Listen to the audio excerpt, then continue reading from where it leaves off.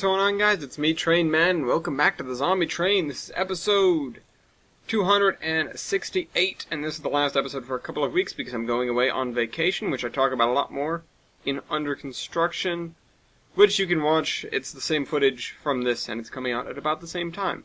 Hopefully we will have a podcast this week, but at this point it doesn't look like it, so you're going to have to wait for a while for the next one. Anyway, Midwestern 261 Productions asked on episode 221, I'm not sure if you talked about this, but did you ever choose to have 3985 or 3967, which is the other Challenger, UP Challengers, for fast runs along the Cheyenne Plain from Cheyenne to Denver? The answer is yes, but it was a little bit, what is the word? It was late in the game, and I talked about the Challengers recently. And the Challengers as a concept are pretty useful. The wheel arrangement allows for faster travel and decent pulling capacity. They're a very good all-around large engine. And I hesitate to say large, it's more like a mid-size Mallet. Because there are bigger Mallets. Usually I would worry about Mallets more in the sense of the way their drivers are, and less about what their trailing and pony truck are. So I would say that they're a mid-size Mallet, and I would say the smaller Mallets are like 2442s, like Skookum, and bigger Mallets are obviously like the big boys, or like 2882s, or big logging Mallets like those. Now the Challengers were nice in some ways, again because they had decent pulling power, and at the same time they could get going pretty fast. And they were useful on the flats in general, but we didn't run to Denver on a regular basis until we really started using Denver, which is something that I talked about last episode. Or not last episode. Well, was it last episode? It was very recently. And so, the fact of the matter is, yeah, it was last episode. The fact of the matter is they were useful, but not as useful as one might hope. Because the thing of it is, the Challengers were good at what they were designed to do, and they were good at filling that niche for something that could pull a hell of a lot and go pretty fast. And oftentimes we didn't need to pull a hell of a lot, and so otherwise, in that case we ended up just wasting fuel using a Challenger, so we would put on like a Northern, something smaller. And some of the other times, if we were going into the mountains, a Challenger would not be all that useful. So the Challengers, the UP Challengers being, the first Challengers, the first of that type, and also, I believe, the only survivors of that type. We contemplated building more of them, but we decided that it wasn't really necessary to build more engines that large.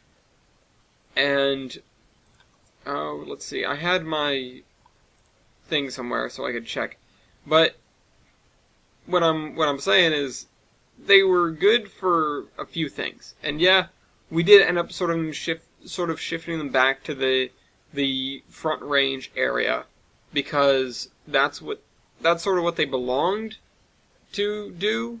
They were, they belonged to that area, and they were belonging to that role, but we really just moved them there because we felt like we could do better with other engines for the more important duties. The Front Range really wasn't all that demanding. Moving traffic north to south in the U.S., especially as we were rebuilding, was not as important as moving things east to west or west to east.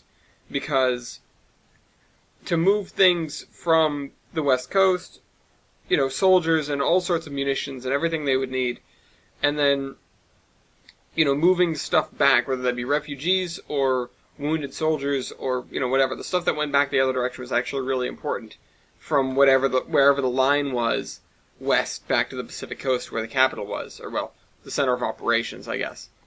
And so the fact of the matter is that the Challengers didn't get all that much use. And we contemplated moving them farther away. We thought about, like, again, building other Challengers, not the UP ones, maybe like Clinchfield Challengers, stuff like that.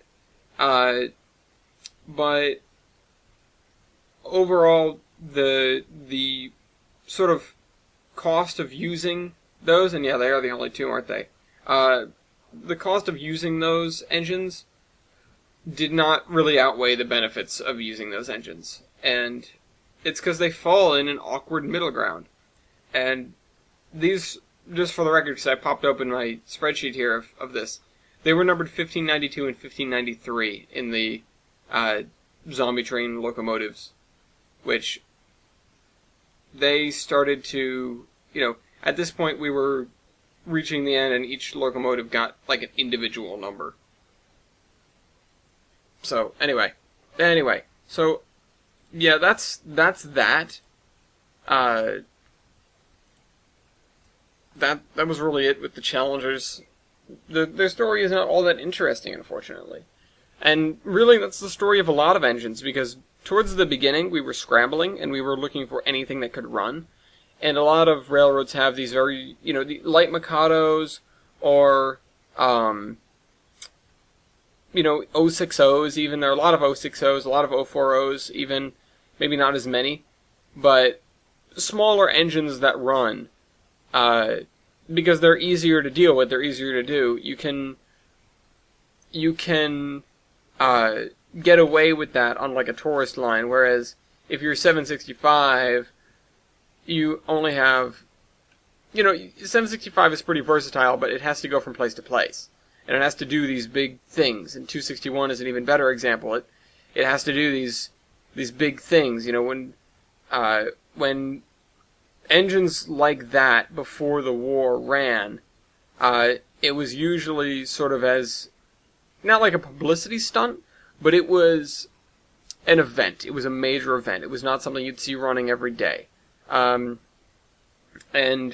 even Steamtown with the Mikado, with 3254, that eventually became ours, ran fairly frequently, but even then, 3254, while not a heavy mic, is not a small Mikado. It's a good-sized engine. And, at that point you're reaching this sort of valley of, this uncanny valley, so to speak, this whatever the opposite of a sweet spot is, where engines are becoming too big to run reliably at like a museum or as a tourist attraction, but they're too small to put on the main line. And so we found, a decent number of Northerns, large Pacifics, that kind of thing that could run, and we found a lot of smaller engines that could run, but not a lot in between, and not a lot of Malays, of course, because they're just incredibly taxing finance-wise and everything like that. That's why Union Pacific is really the go-to for pre-war Malay power. Even the smaller Malays like Skookum, that is something that, I believe there was a plan to get Skookum running before the war, but that, that was a long, long ways off. It's not like we would have seen that anytime soon. And, thankfully we were able to expedite that, and it became a useful engine for what it did, which was just sort of piddling around in the woods. But these, and I hesitate to call the Challengers mid-size engines again, but I'm not actually talking about that. These larger engines, these Malays, didn't really find themselves well used in preservation. So, there were only a couple of Challengers. And these couple of Challengers are not very useful to us, really. And when we were scrambling for engines, coming back to it, when we were really scrambling for engines, we took anything that could run. And so we ended up with a lot of larger engines, decently large engines, not like really big engines, not Malays necessarily, but Northerns and whatnot. And also, we ended up with a lot of really small engines. And these engines, became our lifeblood, but we were scrambling for everything else, and so as we restored everything else, we learned what was useful for us and what was not. And I have talked about the various, minor uses of things like having almost 200 040s that were just perusing the system. But they were not all that useful. we had almost 150 consolidations. They were much more useful. And consolidations aren't even something you see every day at a tourist line. They're common enough, but they sort of are in this area where, yeah, it's like you can run a Mikado, or you can run a consolidation, but I don't know why they weren't as favored for tourist service. I feel like looking back, it was a lot of mics, and maybe a handful of Mikados. You saw Mikado, you saw Mikados a lot more than you did consolidations. That's what I'm trying to say. But we ended up with 150 consolidations left. And of those, I believe most, if not all of them, went into service. And looking down the list, really, because I have this whole spreadsheet here, looking down the list, next thing is 060s. 135 060s. That's a lot. And they're not all that useful. They are decent at running, from town to town, but you might as well just use an 040 for that, unless you have an 060 that's particularly good at making speed, which they aren't designed for that most of the time. And then next on the list you have Mikados, and Mikados are a really great all-around engine, and we send them all over the place. Moving down, you have 262s, which are, again, not as useful. Good for branch lines, not really good anywhere else. And then you get 10-wheelers and Pacifics. And that's when it really starts to open up. You start getting these larger engines. Very, smaller quantities, like 50 or so. And 50 for a whole country is not that many.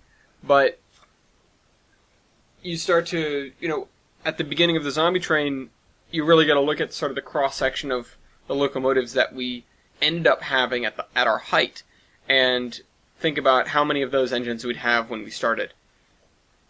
And so we started off with a lot of 040s. We started off with a decent amount of consolidations, although, again, they were kind of elusive. I'm not really sure why. Mikados that were very, very useful, and prairies, I guess. And we didn't have a lot of fast runners, and so we started going for engines that were kind of, in some ways out of our league. And so we ended up with engines that were eventually less useful to us. These larger engines that were almost there, on the cusp of being done, and we put them into service, and it was like, oh wow, these guys take a lot of fuel. And the Challengers, well, 3985 at least, and then we fixed the other one, it made that very, very apparent very quickly. And so it was, we could use it when we need it, but if we don't need it, then we can easily substitute something else if we don't need all that pulling power. And we did that often. So the Challengers actually were some of the first that started languishing, that didn't really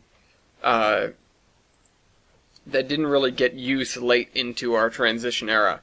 And it's funny to say, the fact of the matter is, the Challengers were useful towards the beginning, because we had fewer engines, and therefore we had to run more longer trains.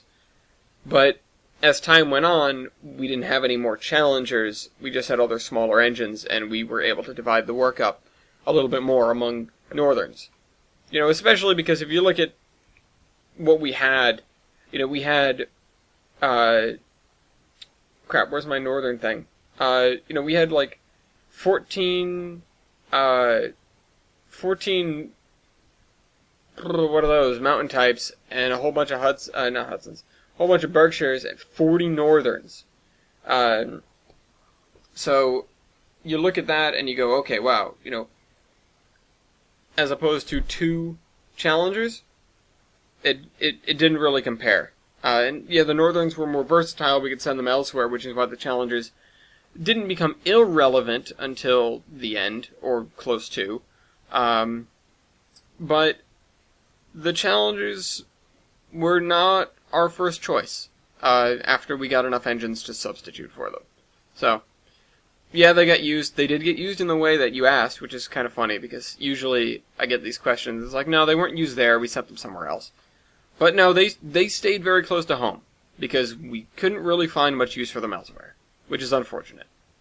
Anyway, I hope you guys enjoyed this video. I'll see you in about 2 or 3 weeks, depending on how you're counting.